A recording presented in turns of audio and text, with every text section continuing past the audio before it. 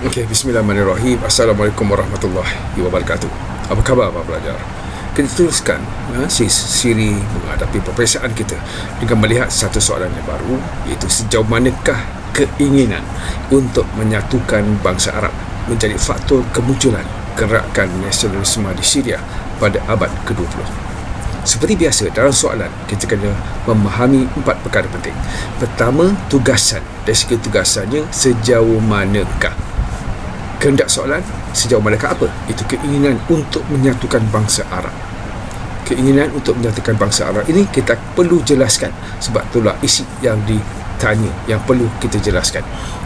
Okay? Selain daripada itu, terdapat faktor lain yang membawa kepada kemunculan gerakan nasionalisme di Syria, tempatnya di Syria, pada abad ke-20. Jadi kita dah jelas apakah tugasannya.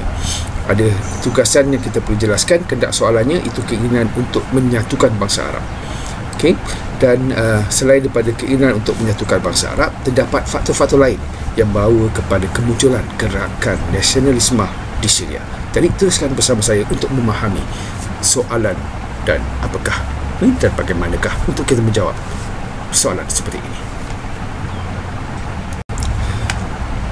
Okey, dari segi pengenalan latar belakang kepada soalan ini yang kita lihat, kita boleh kaitkan dengan kuasa Imperialis Barat mula mengambil alih peranan Empire Turki Uthmaniyah selepas kejatuhan Empire tersebut dalam Perang Dunia Pertama. Jadi kekalahan Uthmaniyah dalam Perang Dunia Pertama telah memberi kesan kepada wilayah-wilayah Uthmaniyah, di mana banyak negara-negara baru telah dimerdekakan selepas perjanjian Versailles ditandatangani pada tahun 1918. Kedua, Perancis telah diberikan mandat untuk menjaga hal ehwal negara Syria.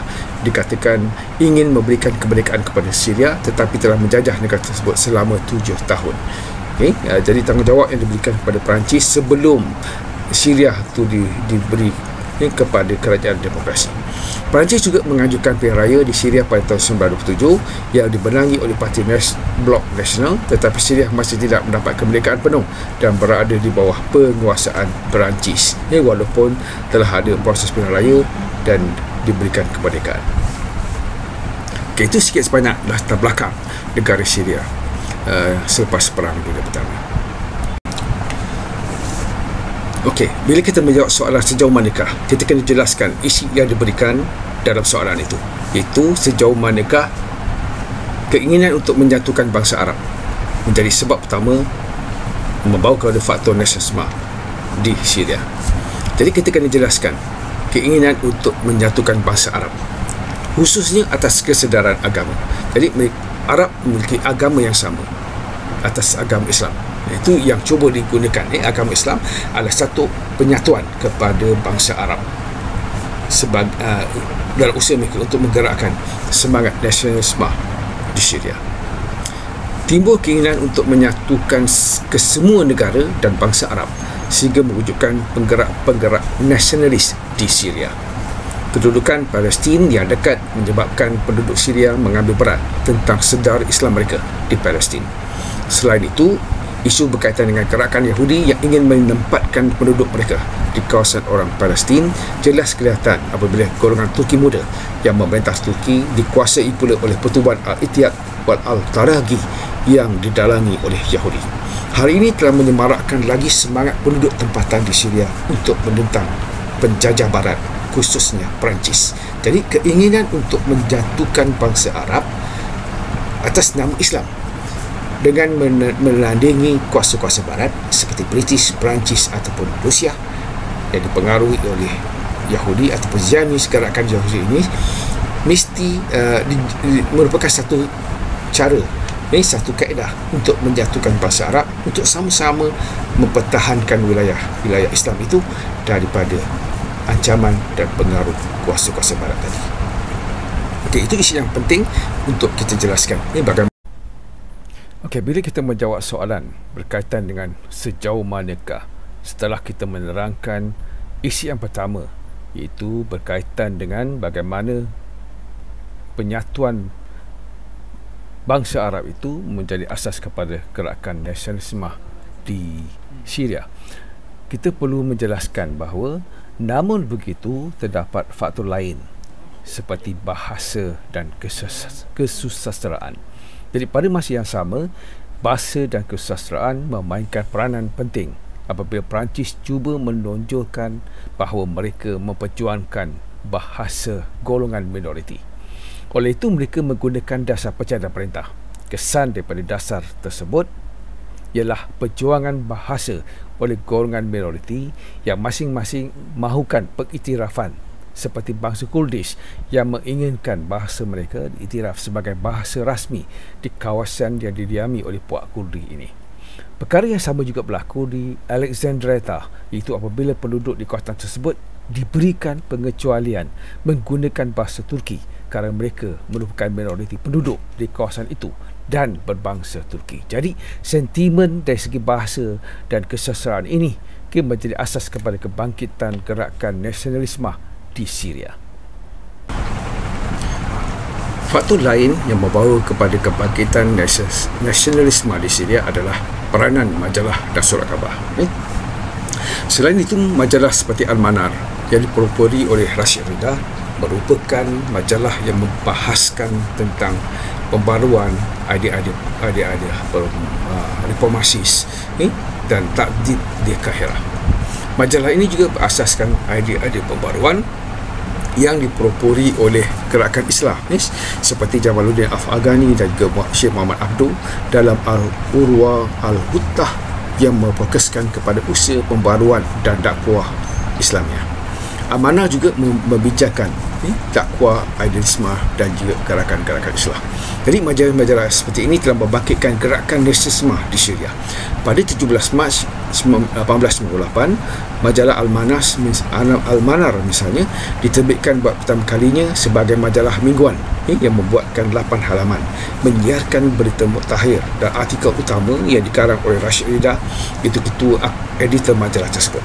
Pada tahun kedua majalah ini dikeluarkan, majalah itu ini diterbitkan setiap bulan dan tersebar ke seluruh jajahan Islam dalam wilayah Turki, India, Mesir, Syria, Maghribi dan sudut ke Kepulauan Melayu. Ini adalah wadah ataupun alat yang digunakan untuk memberi kesedaran kepada golongan-golongan nasionalis, kepada pembaca, kepada rakyat yang membaca majalah-majalah ini untuk mendapat idea-idea pembaruan, idea-idea perubahan, idea-idea pergerakan Islam yang diperjuangkan.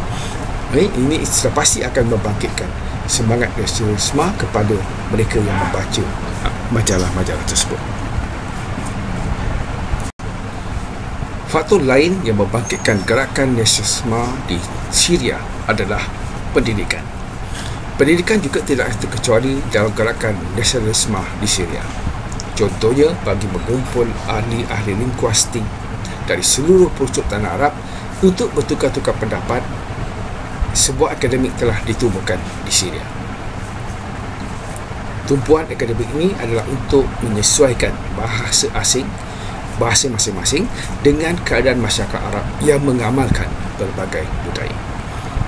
Abu Khaldun Sati Al-Husri merupakan salah seorang tokoh yang menyokong usaha menubuhkan sebuah negara Arab merdeka di Syria.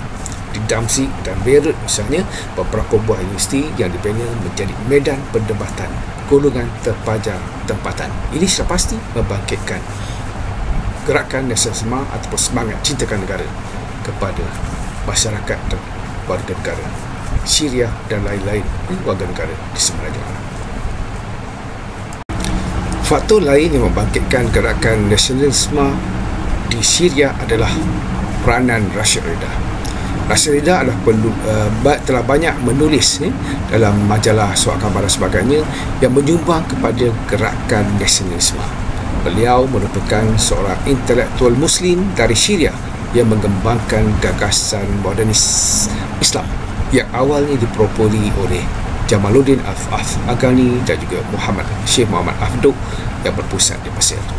Beliau mengkaji kelemahan masyarakat Islam dan berpendapat bahawa kelemahan ini dapat diatasi jika masyarakat Islam kembali kepada prinsip-prinsip dasar Islam dan melakukan ittihad dalam menghadapi kehidupan moden. Penulisan beliau menjadi pemangkin kepada gerakan nasionalisme dalam kalangan umat Islam di Syria. Satu lagi faktor lain yang membawa ataupun membangkitkan gerakan nasionalisme di Syria adalah pengaruh luar. Pengaruh luar turut menyumbang kepada gerakan nasionalisme di Syria kerana dasar Islamis menjadi dasar kerajaan Uthmaniyah. Dasar ini menyemarakkan semangat penduduk tempatan untuk menentang ancaman Barat. Syakib Arsalan yang berasal dari Lebanon telah menyeru penduduk Syria melalui tulisannya supaya bersatu di bawah kerajaan Turki Uthmaniyah dan menolak konspirasi Barat yang mahu penduduk Syria menentang pengasasan kerajaan Turki Uthmaniyah. Beliau juga menggesa penduduk Syria bangun secara sukarela menentang pihak British semasa Perang Dunia Pertama. Ini adalah contoh pengaruh luar yang membangkitkan semangat nasionalisme di Syria. Kesimpulan yang boleh kita buat berdasarkan kepada soalan yang kita bincangkan hari ini. Pertama, pelbagai faktor yang mendorong kepada gerakan nasionalisme di Syria. Faktor utama tadi adalah usaha untuk penyatuan. Penyatuan bangsa Arab itu merupakan faktor utama yang membawa kepada gerakan nasionalisme di Syria. Namun begitu, terdapat faktor lain yang membawa kepada gerakan nasionalisme di Syria.